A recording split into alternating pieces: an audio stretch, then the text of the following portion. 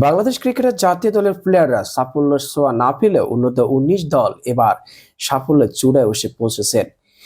সর্বশেষ U19 Asia কাপে প্রথম ম্যাচে পাকিস্তানের কাছে হেরে যাওয়া ভারত এখন ফাইনালে। অন্যদিকে বাংলাদেশের কাছে হেরে সেমিফাইনাল থেকে ছিটকে গেল পাকিস্তান। আগামী 11 ডিসেম্বর দুবাই আন্তর্জাতিক স্টেডিয়ামে টানা দ্বিতীয়বারের মতো এই টুর্নামেন্টের শিরোপা জিততে মাঠে নামবে আজিজুল হাকিম তামিমের দল। আর এই মেগা ফাইনালে বাংলাদেশের প্রতিপক্ষ হচ্ছে ভারত। শুক্রবার 6 ডিসেম্বর নিজেদের সেমিফাইনালে শ্রীলঙ্কাকে 7 উইকেটে হারিয়ে ফাইনাল টিকিট কেটেছে ভারত। তার আগে বাংলাদেশ বনাম ব্যবধানে হারিয়েছে পাকিস্তানকে। দুবাই আন্তর্জাতিক ক্রিকেট স্টেডিয়ামে টস জিতে পাকিস্তানকে ব্যাটিংয়ে পাঠায় বাংলাদেশ। তবে ইকবাল মারুফদের গতির ঝলকে দাঁড়াতেই পারেনি পাকিস্তান।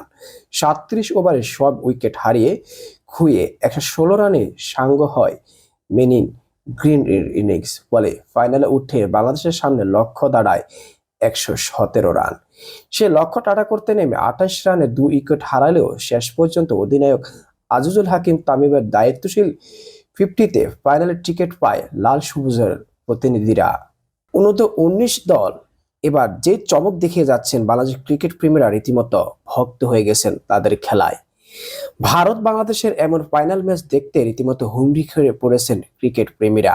অন্যদিকে রাজনৈতিক ইস্যু নিয়ে ভারত বাংলাদেশের মধ্যে একটা দ্বিধাদ্বন্দ্ব থাকলেও এবার মাঠে সেটা যেন ঝাল মিলাতে সুযোগ পাবে U19 স্ট্রাইকার দলেরা।